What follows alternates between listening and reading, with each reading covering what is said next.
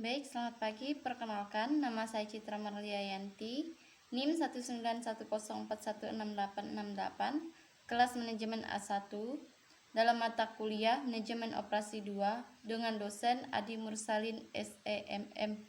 Di sini saya akan menjawab soal ujian akhir semester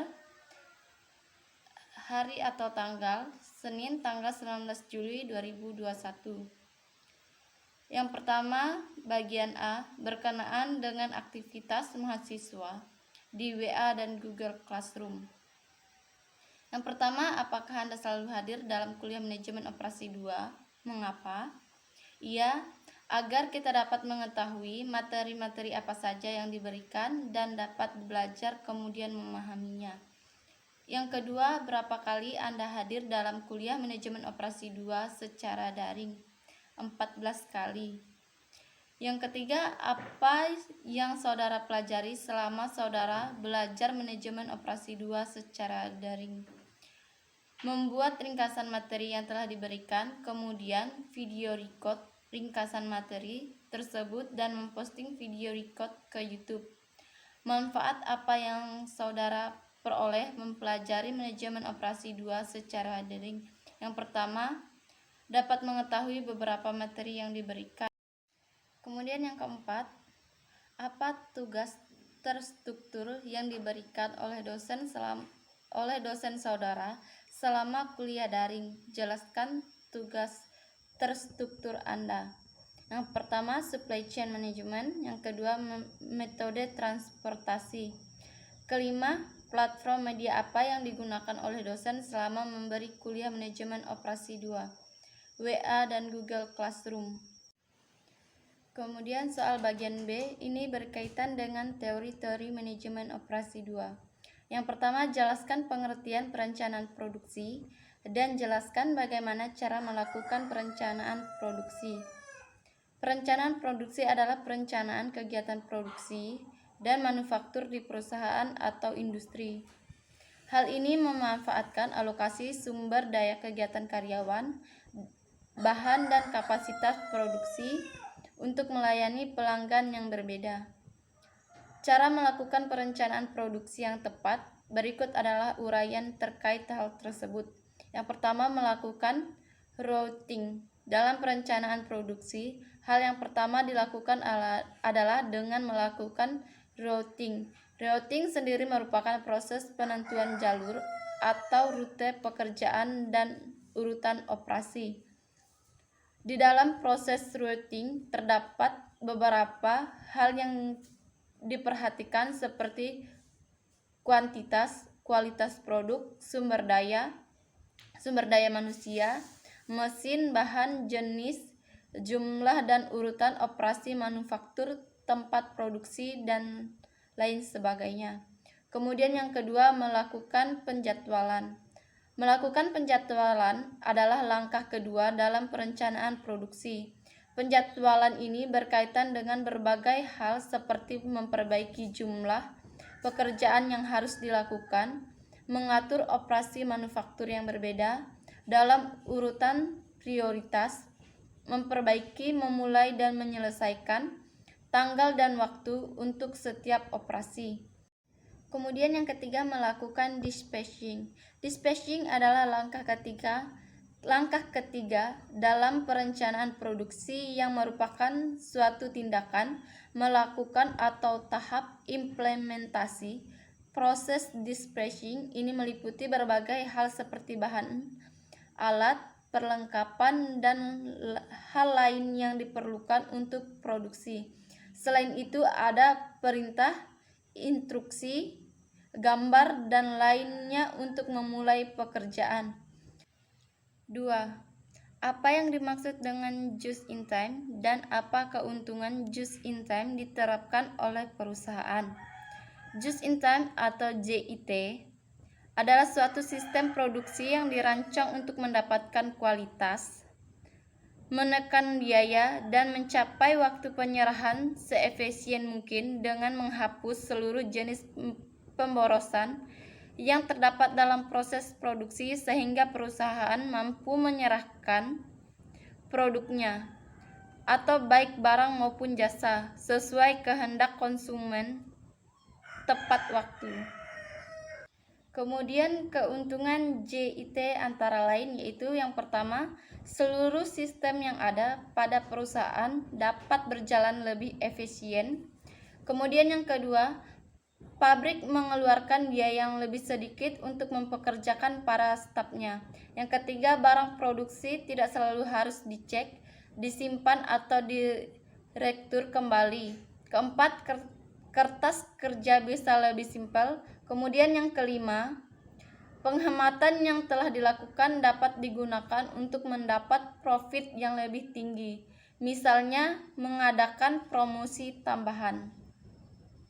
Kemudian yang ketiga, perusahaan ABC memproduksi suatu produk yang akan mengirimkan hasil produksinya kepada 3 konsumen, di mana perusahaan tersebut memiliki 3 buah pabrik yang bertempat di pabrik A, pabrik B, pabrik C, dengan tujuan kebutuhan konsumen adalah Cilegon, Serang, Pandalengang.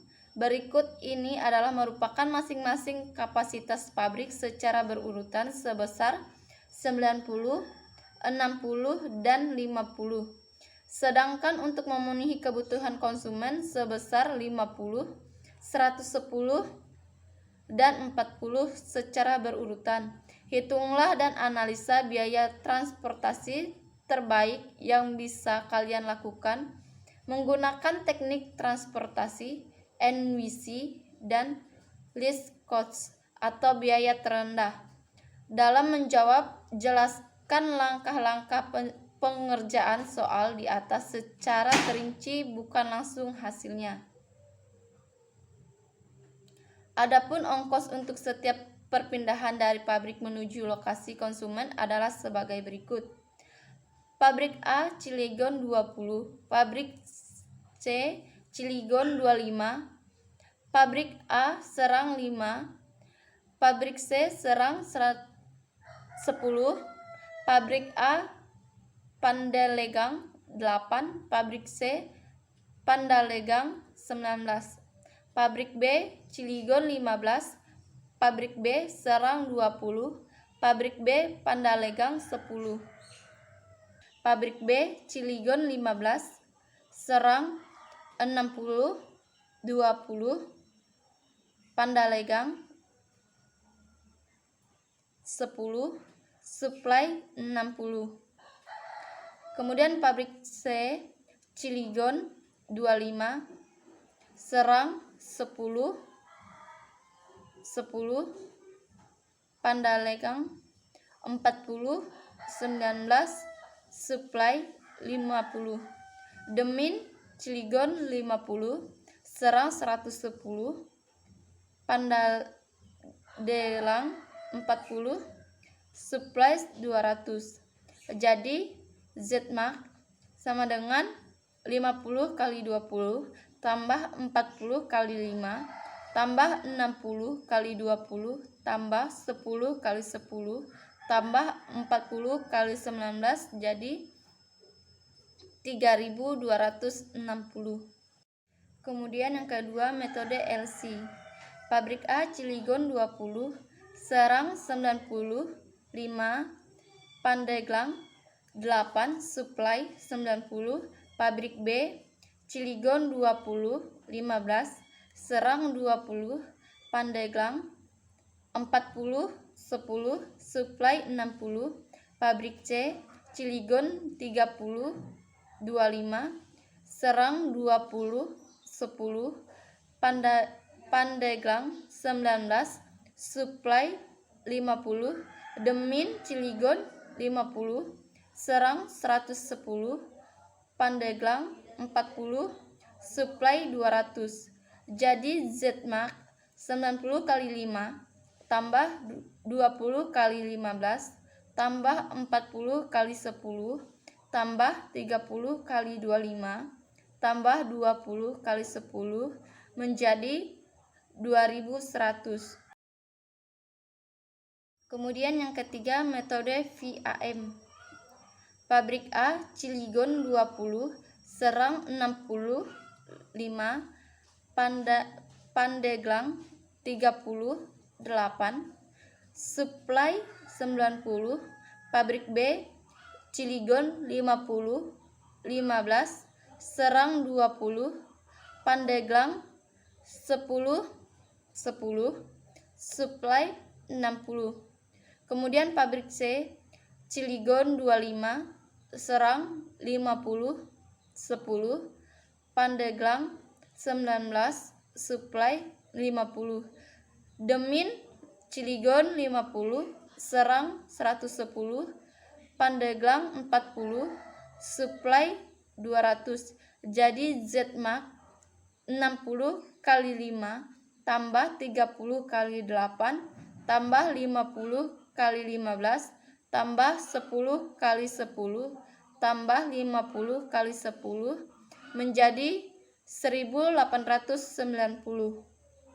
Kemudian soal bagian C berkenaan dengan video-video yang berkenaan dengan manajemen operasi 2.